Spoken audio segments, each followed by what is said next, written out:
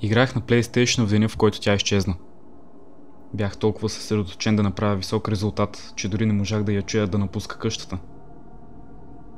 Изведнъж тя излезна от кухнята, докато нарязваше зеленчуците. Излезна неусетно, но не мислех за това. Тя винаги ходеше на случайни разходки. Ако приятелката ми беше нещо, то беше спорадично и непредсказуемо. Никога не разбрах какво се случва в съзнанието й. До края на четвъртата игра тя все още не се беше върнала. Затова станах и се огледах наоколо. Живеехме в малък апартамент, така че имаш само хол, спалня, баня и коридор, които да проверя. Не, определено не се беше върнала. Извадих телефона и написах къде си. Предполагах, че скоро ще се върне. Обикновено не излизаше задълго, затова продължих с рязането на останалите зеленчуци. Хвърлих месото на тигана и го оставих да се нагрее, но забелязах телефона и натезгяха. Показваше, че има непрочетено съобщение. Въздъхнах, понякога правеше така. Моята приятелка е една луда жена, маниакална и колеблива в настроението си. Луда е, но все пак ми е приятелка. Проверих времето и видях, че вече е 9 часа и слънцето току-що беше залязло. Надявах се да се прибере скоро, където и да беше изчезнала. Направих вечерята, подредих чиниите, дори измих. Тя все още не се беше върнала. Наистина започнах да се притеснявам, затова се обух, взех телефона и излязох навън през нощта. Беше приятна вечер, живеехме в селски район, затова беше обикновено тихо. Задната част на апартамента ни беше фабрика, ферма и канал, който минаваше на километри. Нашата градина беше пълна с животни. На нея й харесваше. Докато стоях пред къщата, си замислих къде ли може да е, мислейки за всичките места, на които би отишла, маршрутите и за бягане или местата, на които отиваше просто за да прочете някоя книга.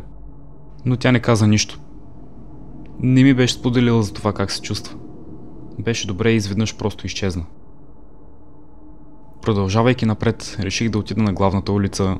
Надявах се да я видя по пътя пресичайки, защото всеки път, когато закъсняваше, оправданието й беше, че изгубила представа за времето. Това не се случи. Аз се разхождах, претърсих джинаните, върнах се в къщата, след което пак излязох и започнах да обикалям полята. Проверих всички места, на които би отишла, прескочих счупената ограда, минах покрай глинените ями, след това надолу по блатото до склона на насипа. След това се върнах обратно и се затичах към парка. Тя не беше на люлките, нито на паразалките, нито на кръговото движение. Паркът беше зловежда в тъмнината. Сенките образуваха заплашително изглеждащи фигури. Затичах се нагоре по хълма и към конете. Бях стигнал твърде далеч, но след всичко, след всеки неуспешен опит, се върнах вкъщи. Беше полунощ, когато влезнах в дневната на празния апартамент. Слушах как сърцето ми се блъска в гърдите ми. Къде по дяволите е приятелката ми? Изгубих апетита си, въпреки че вечерята беше готова на масата, напълно изгубен в това, което правех. Аз буквално нямах представа какво става. Може би съм я разстроил. Ако ме оставила, дали наистина ме оставила? Не. Колата й беше на алеята, не може да е стигнала далеч. Или пък е взела автобус? Не, беше твърде късно за автобусите. Извадих телефона и претърсих съобщенията, търсейки нещо, което да ми подскаже какво се е случило. Последният човек, с който си беше писала, бях аз и семейството й. Това е всичко. Нямаше много приятели, честно казано. Беше доста самотна и като че ли обичаше да се изолира от хората. Не намерих нищо на телефона й. Излезнах отново от къщата и се върнах в парка. Поглеждайки през портите, внимателно проверих сенките. Всички околни къщи вече бяха тъмни. Единственият осветен прозорец, който видях, беше най-далеч от мен. Изведнъж забелязах движението на люлката. Привлече окото ми на момента. Втренчих се внимателно. Тя наистина се движеше. Отворих портата и се затичах към нея. Седеше човек, който приличаше на момиче. Дали това беше тя? Момичето се люляше с умерена скорост. Краката й летяха нагоре и надолу, а аз бягах по пътеката с все сила. Кира! Извиках се. Момичето обърна глава към мен, а после изведнъж се обърна надолу и ме погледна с глава наклонена назад. Спрях се и се загледах. Това не беше Кира. Момичето внезапно скочи от люлката и изтича нагоре по хълма. Погледнах към нея. Ами ако това беше тя? Запъти се отново към люлката и започна да се люлее нагоре-надолу доста агресивно. Затова хванах въжето и го спрях. Не мога да кажа дали това е тя. Беше твърде тъмно. Следвах я където и да отиде, нагоре по хълма и обратно към конете. Кира! Извиках аз. Защо да бяга от мен? Спрях по средата на пътеката и си помислих... Не, ако това беше тя, нямаше да избяга. Сигурно е някой друг. Обърнах се, тръгнах надолу по хълма и се върнах по главния път. Нямах книжка, затова не можах да използвам колата й. Защо я да бяга? Ами ако е паднала някъде? Ами ако са я отвлякли? По дяволите, какво да правя? Най-накрая не издържах и се обадих на полицията, казвайки им, че приятелката ми е изчезнала. И така започна търсенето. Продължи до изгрев слънце. Полицията ми помогна, като ме интервюира и ме закара. Без значение къде отивахме, където и да търсиха, не я намериха никъде. Сякаш е изчезнала от земята. Как е възможно това? Връщайки се вкъщи, докато слънцето се издигаше, отключих вратата изтощен. Няколко сълзи изтекоха от очите ми и ги избърсах гневно. Не разбирам какво се е случило. Влизайки в къщата и затваряйки вратата зад мен, се събух.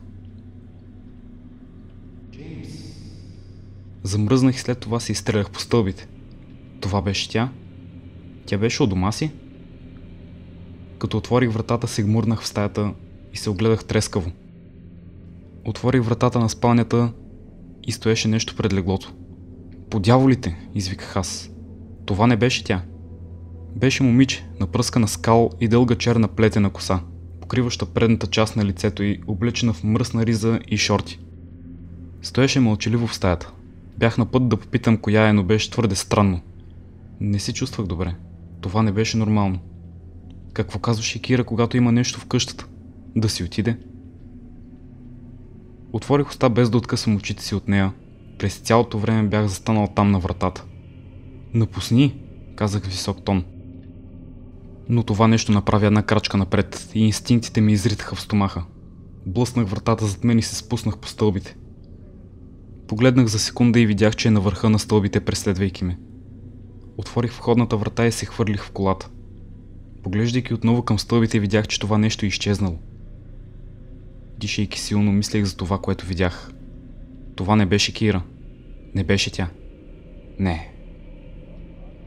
Но това момиче, демон или призрак.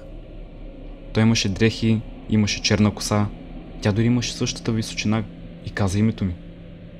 Не беше тя, но приличаше точно на нея. Не може да бъде. Стъпих напред и погледнах към къщата. Кира! Извиках силно. Кира, ти ли беше?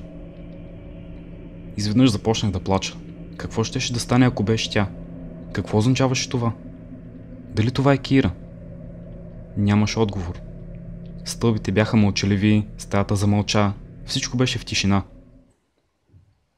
Кира, съжалявам.